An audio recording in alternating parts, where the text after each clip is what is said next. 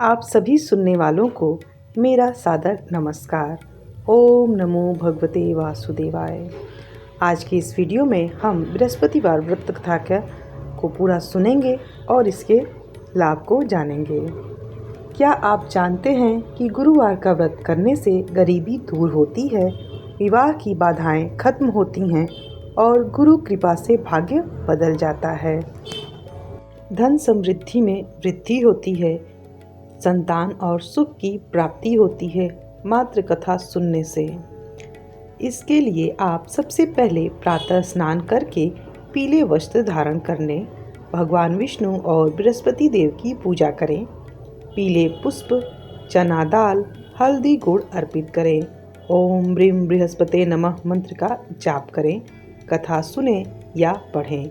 शाम को पीले भोजन से एक बार आप अन्न ग्रहण कर सकते हैं, पीले रंग का। और अगर आपके पास केले का वृक्ष हो तो उसमें जल जरूर चढ़ाएं।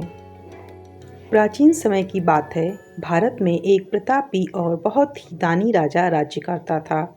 वह नित्य गरीबों और ब्राह्मणों की सहायता करता था। यह बात उसकी रानी को अच्छी नहीं लगती थी। वह न गरीबों को दान देती, न ही भगवान का पूजन करती और राजा को भी दान देने से मना किया करती थी। एक दिन राजा शिकार खेलने वन को गए हुए थे और रानी महल में अकेली थी। उसी समय बृहस्पति देव साधु वेश में राजा के महल में भिक्षा के लिए गए और भिक्षा मांगी। रानी ने भिक्षा देने से इनकार कर दिया और कहा, हे साधु महाराज, मैं तो इस दान पुण्य से तंग आ गई हूँ। मेरा पति सारा धन लुटाता रहता है। मेरी ऐसी इच्छा है कि हमारा धन नष्ट हो जाए, फिर न रहेगा बांस और न बजेगी बांसुरी और मैं आराम से रह पाऊंगी। साधु ने कहा, देवी, तुम तो बड़ी विचित्र हो। धन और संतान तो सभी चाहते हैं, पुत्र और लक्ष्मी तो पापी के घर भी होने चाहिए। यदि तुम्हारे पास धन अधिक है तो भूखे मनुष्यों को भोजन करवाओ, प्यासों के लिए प्याऊ बनवाओ, मुसाफिरों के लिए धर्मशालाएं बनवाओ, निर्धनों की कुंवारी कन्याओं का विवाह करो, साथ ही यज्ञ आदि करो। ऐसे काम करने से तुम्हारा यश लोक परलोक में सार्थक होगा और फैलेगा। परंतु रानी पर उपदेश का कोई प्रभाव न पड़ा। वह बोली, महाराज, आप मुझे कुछ न समझाएं। मैं ऐसा धन नहीं चाहती जो हर जगह बांटती फिरूं। साधु ने उत्तर दिया, यदि तुम्हारी ऐसी इच्छा है तो तथास्तु। तुम ऐसा करना कि बृहस्पतिवार को घर लीपकर पीली मिट्टी से अपना सिर धोकर स्नान करना, भट्टी चढ़ाकर कपड़े धोना। ऐसा करने से आपका सारा धन नष्ट हो जाएगा। अपने पति से कहना हजामत करवाएं और भोजन में मांस मदिरा खाएं। इतना कहकर वह साधु महाराज वहां से आलोप हो गए। साधु के अनुसार कई बातों को पूरा करते हुए रानी को केवल 3 बृहस्पतिवार ही बीते थे कि उसकी समस्त धन संपत्ति नष्ट हो गई। भोजन के लिए परिवार तरसने लगा। एक दिन राजा ने रानी से बोला, हे रानी, तुम यहीं रहो, मैं दूसरे देश को जाता हूँ, क्योंकि यहाँ पर मुझे सभी मनुष्य जानते हैं, इसलिए मैं यहाँ कोई छोटा कार्य नहीं कर सकता। ऐसा कहकर राजा परदेश चला गया। वहाँ जंगल से लकड़ी काट कर लाता और शहर में बेचता। इस तरह वह अपना जीवन व्यतीत करने लगा। इधर राजा के परदेश जाते ही रानी और दासी दुखी रहने लगीं।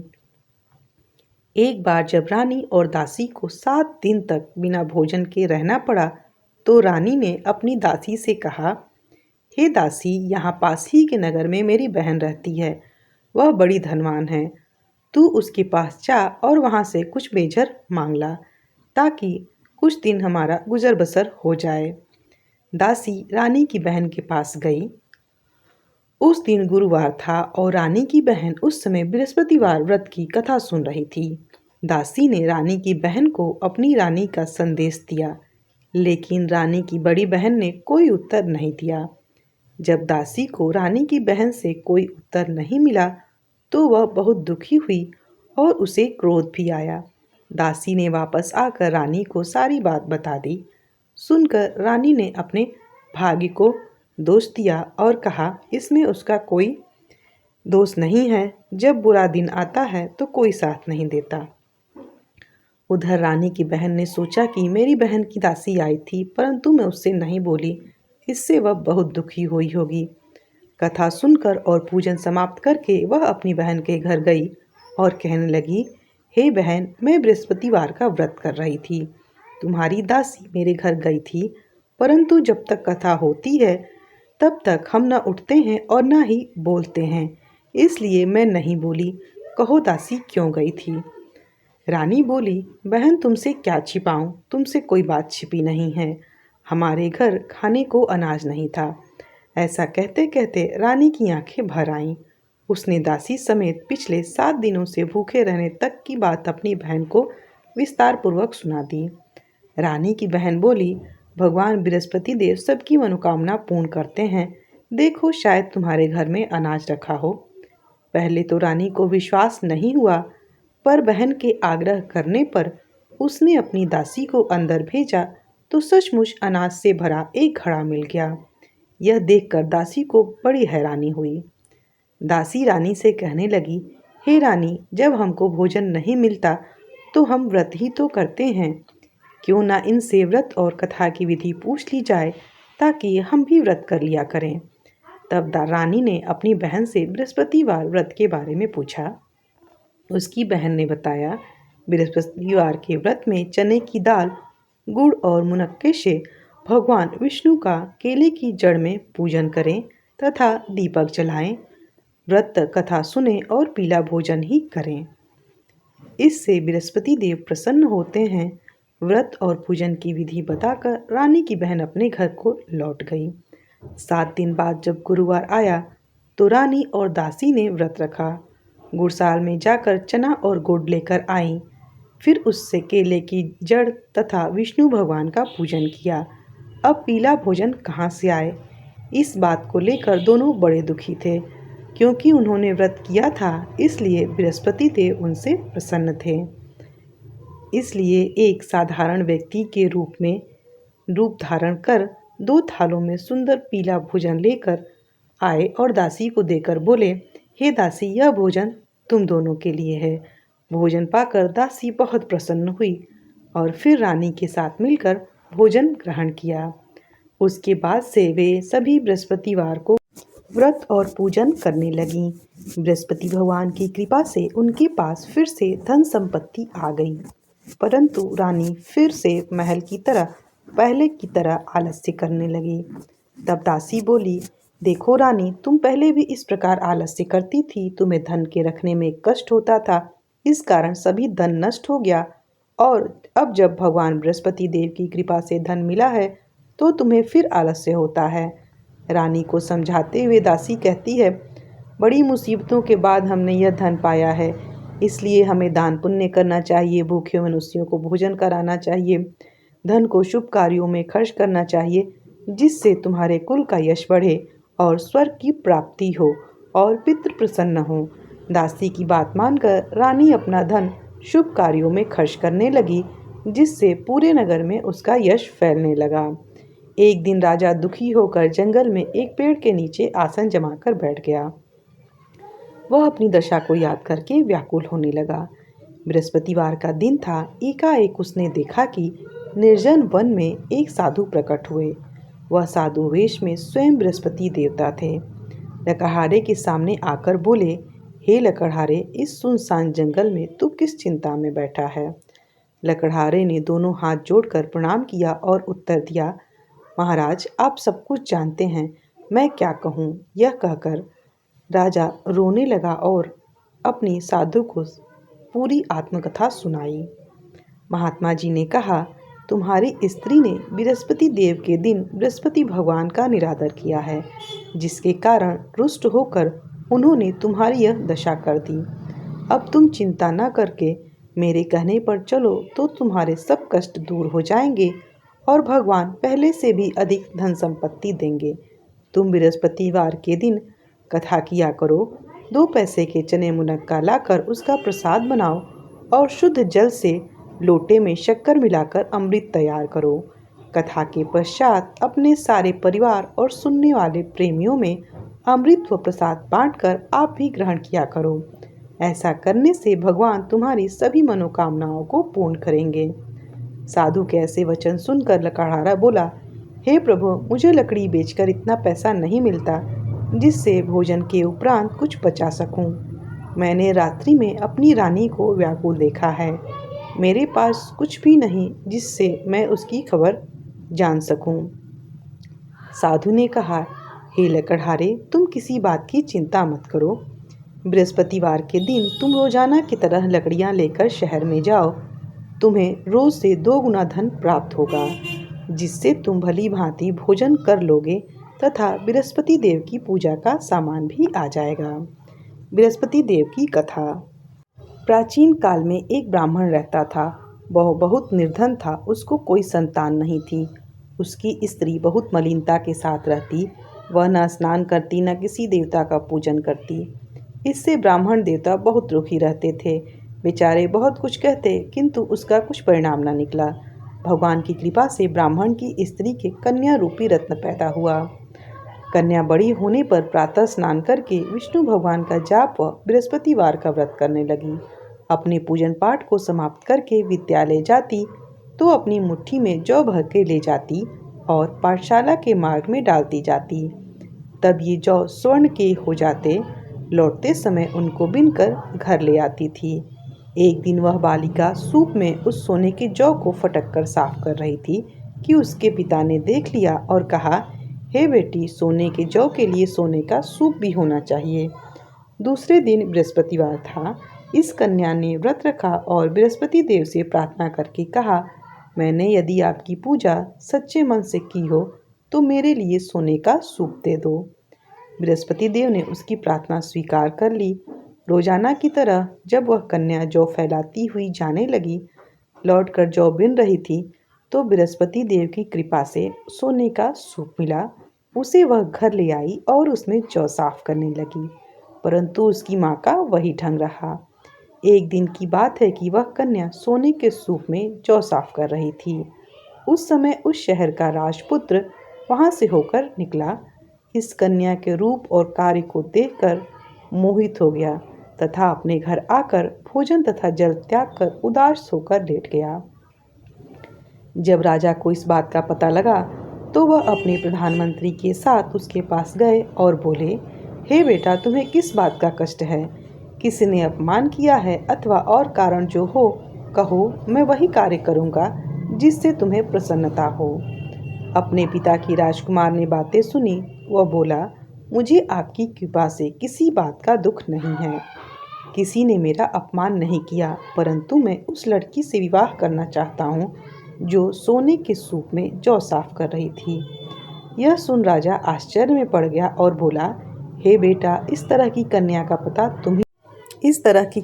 पता तुम ही लगाओ। मैं उसके साथ तेरा विवाह अवश्य ही करवा दूंगा। राजकुमार ने उस लड़की के घर का पता बताया। तब मंत्री उस लड़की के घर गए और ब्राह्मण देवता को सभी हाल बताया। ब्राह्मण देवता राजकुमार के साथ अपनी कन्या का विवाह करने के लिए तैयार हो गए तथा विधि विधान के अनुसार ब्राह्मण की कन्या का विवाह राजकुमार के साथ हो गया। कन्या के घर से जाते ही पहले की भांति उस ब्राह्मण देवता के घर में गरीबी का निवास हो गया। अब भोजन के लिए अन्न भी बड़ी मुश्किल से मिलता था। एक दिन दुखी होकर ब्राह्मण देवता अपनी पुत्री के पास गए। बेटी ने पिता की दुखी अवस्था को देखा और अपनी माँ का हाल पूछा और कहा। तब ब्राह्मण ने सभी हाल कहा। कन्या ने बहुत सा धन देकर अपने पिता को विदा किया। इस तरह ब्राह्मण का कुछ समय सुखपूर्वक व्यतीत हुआ।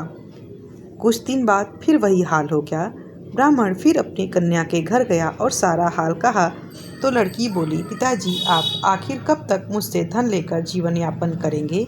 आप माताजी को यहाँ ले आओ, मैं उन्हें विधि बता दूंगी जिससे गरीबी दूर हो जाए। वह ब्राह्मण देवता अपनी स्त्री को साथ लेकर पहुँचे तो लड़की अपनी माँ को समझाने लगी, हे माँ, तुम प्रातःकाल प्रथम स्नान आदि करके भगवान विष्णु का पूजन करो तो सब दरिद्रता दूर हो जाएगी। परंतु उसकी माँ ने उसकी एक भी बात नहीं मानी और प्रातःकाल उठकर अपनी पुत्री के बच्चों के जूठन को खा लिया।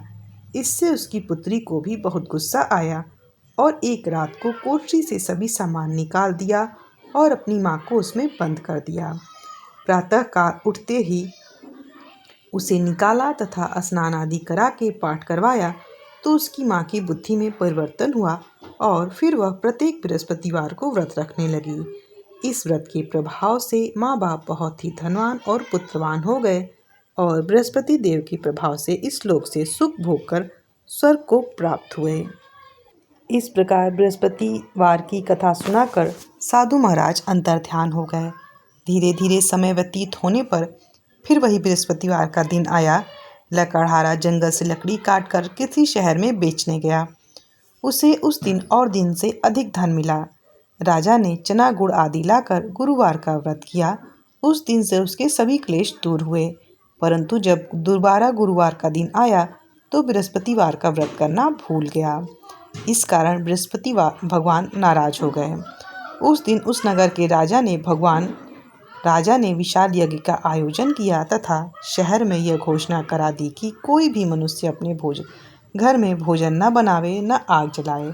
समस्त जनता मेरे यहाँ भोजन करने आए। इस आज्ञा को जो न मानेगा उसे फांसी की सजा दी जाएगी। इस तरह की घोषणा संपूर्ण नगर में करवा दी गई।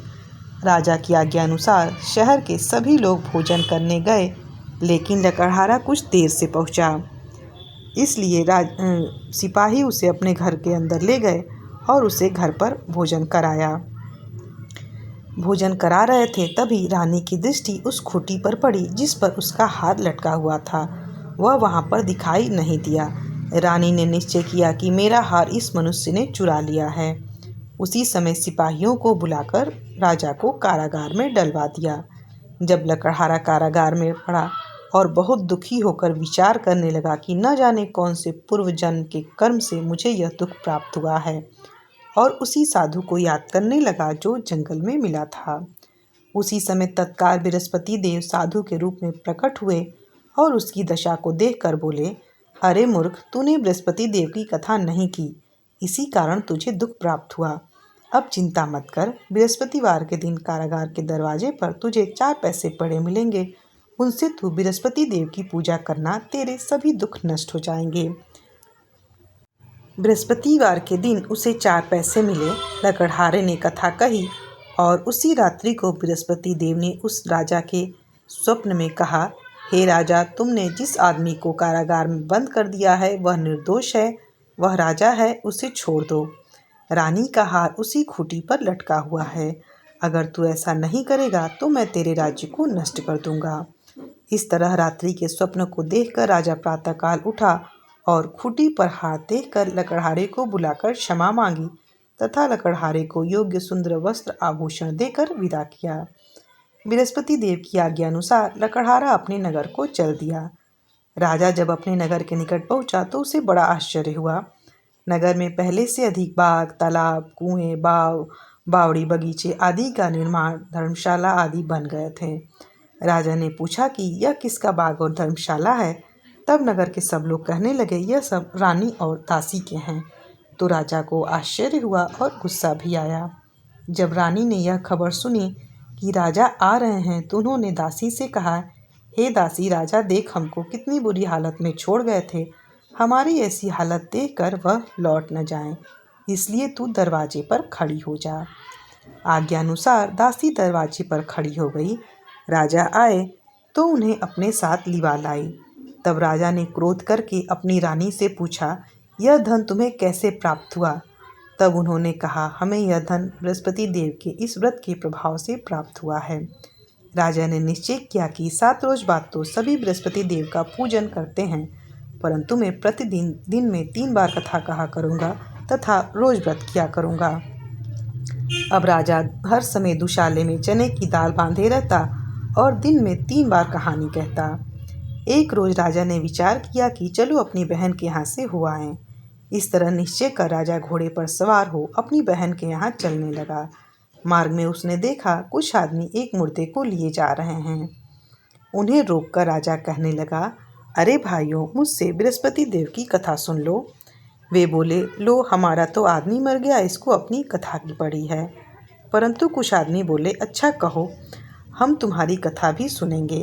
राजा ने दाल निकाली और जब कथा आधी हुई कि मुर्दा हिलने लग गया और कथा समाप्त हो गई तो राम राम करके मनुष्य उठकर खड़ा हो गया। आगे मार्ग में उसे एक किसान खेत में हल चलाता मिला। राजा ने उसे देखा और बोला, अरे भैया, मेरी बृहस्पतिवार की कथा सुन लो। किसान बोला, जब तक मैं तेरी कथा सुनूंगा तब तक 4 हरया जोत लूँगा। जा अपनी कथा किसी और को सुनाना। इस तरह राजा आगे चलने लगा। राजा के हटते ही बैल पछाड़ खाकर गिर गए तथा किसान के पेट में बड़ी जोर का दर्द होने लगा। उस समय उसकी माँ रोटी लेकर आई और उससे यह सब देखा तो उसने अपने पुत्र से पूछा। बेटे ने सभी हाल बता दिया तो बुढ़िया दौड़ी दौड़ी उस घुड़सवार के पास गई और उससे बोली, मैं तेरी कथा सुनने को तैयार हूँ, तू अपनी कथा मेरे खेत पर चलकर ही कहना। राजा ने बुढ़िया के खेत पर पहुंचकर कथा कही, जिससे सुनते ही उसके बैल उठकर खड़े हो गए। किसान के पेट का दर्द भी तुरंत ठीक हो गया। राजा अपनी बहन के घर पहुंचा। बहन ने भाई की खूब मेहमानी की। दूसरे रोज राजा प्रातःकाल जगा तो वह देखने लगा सभी मनुष्य भोजन कर रहे हैं। राजा ने अपनी बहन से कहा, क्या ऐसा कोई मनुष्य है जिसने अभी तक भोजन नहीं किया हो? मेरी बृहस्पतिवार की कथा सुन ले। बहन बोली, भैया, हमारे देश में ऐसा ही है। पहले यहाँ लोग भोजन करते हैं, बाद में अन्य काम करते हैं। अगर कोई पड़ोस में हो तो देखाती हूँ। ऐसा कहकर वह पड़ोस में देखने गई, परंतु उसे ऐसा कोई व्यक्ति नहीं मिला जिसने भोजन न किया हो। अतः वह एक कुम्हार के घर गई जिसका लड़का बीमार था। उसे मालूम हुआ कि उनके यहाँ 3 रोज से किसी ने भोजन नहीं किया है। रानी ने अपने भाई की कथा सुनने के लिए कुम्हार से कहा तो वह तैयार हो गए। राजा ने जाकर बृहस्पतिवार की कथा कही, जिसको सुनकर उसका लड़का ठीक हो गया। अब तो राजा की प्रशंसा होने लगी। एक रोज राजा ने अपनी बहन से कहा, बहन हम अपने घर जाना चाहते हैं, तुम भी हमारे साथ चलो, तैयार हो जाओ। राजा की बहन ने अपनी सास से पूछा तो सास ने कहा, हाँ चली जा, परंतु अपने लड़कों को मत ले जाना, क्योंकि तेरे भाई को कोई औलाद नहीं है। कहीं तेरी भाभी मेरे पुत्र पर जादू टोना ना कर दे। बहन ने अपने भैया से कहा, भैया मैं तो चलूँगी पर कोई बालक नहीं जाएगा। राजा बोला, जब कोई बालक नहीं चलेगा तब तुम ही क्या करोगी? बड़े दुखी मन से राजा अपने नगर को लौट आया। राजा ने अपनी रानी से कहा, हम निर्वंशी राजा हैं, हमारा मुंह देखने को धर्म नहीं है और कुछ भोजन आदि नहीं किया। रानी बोली, हे स्वामी, बृहस्पति देव ने हमें सब कुछ दिया है, वह हमें औलाद भी अवश्य देंगे। उसी रात को बृहस्पति देव ने राजा से स्वप्न में कहा, हे राजा, उठ, सभी सोच त्याग दे, तेरी रानी गर्भ से है। राजा की यह बात सुनकर बड़ी खुशी हुई। राजा को यह बात सुनकर बड़ी खुशी हुई। 9वें महीने उसके गर्भ से एक सुंदर पुत्र पैदा हुआ। तब राजा बोला, हे रानी, स्त्री बिना भोजन के रह सकती है पर बिना कहे नहीं रह सकती। जब मेरी बहन आए तुम उससे कुछ मत कहना। रानी ने सुनकर हाँ कर दिया। लेकिन जब राजा की बहन ने यह शुभ समाचार सुना तो बहुत खुश हुई और बधाई लेकर अपने भाई के घर आई। तब रानी बोली, घोड़ा चढ़ी तो नहीं आई, गधा चढ़ी आई। राजा की बहन बोली, भाभी, मैं इस प्रकार न कहती तो तुम्हें औलाद कैसे मिलती? बृहस्पति देव ऐसे ही हैं, जैसे जिसके मन में कामनाएं हैं सभी को पूर्ण करते हैं। जो सद्भावनापूर्वक बृहस्पतिवार का व्रत करता है एवं कथा पढ़ता है अथवा सुनता है, दूसरों को सुनाता है, बृहस्पति देव उसकी सभी मनोकामना पूर्ण करते हैं। भगवान बृहस्पति देव उसकी सदैव रक्षा करते हैं। संसार में जो मनुष्य सद्भावना से भगवान का पूजन व्रत सच्चे हृदय से करते हैं तो उनकी सभी मनोकामनाएं पूरी होती हैं। सच्ची भावना से जैसे रानी और राजा ने उनकी कथा का गुणगान किया तो उनकी सभी इच्छाएं बृहस्पति देव ने पूर्ण की थीं। इसलिए पूर्ण कथा सुनने के बाद प्रसाद लेकर जाना चाहिए। हृदय से उनका मनन और स्मरण करते हुए जय जयकारा बोलना चाहिए। सब बोलो बृहस्पति देव की जय, भगवान विष्णु की जय। कथा सुनने के बाद गुरु भगवान की आरती जरूर करें। अगर आपको यह गुरुवार व्रत कथा पसंद आई हो तो वीडियो को लाइक करें और भी लोगों से शेयर करें। ऐसे ही धार्मिक वीडियोस के लिए मेरे चैनल को सब्सक्राइब ज़रूर करें और कमेंट बॉक्स में ओम नमो भगवते वासुदेवाय लिखना बिल्कुल भी ना भूलें। भगवान आपकी सभी मनोकामनाएं पूरी करें। जय विष्णु भगवान, जय गुरु बृहस्पति देव।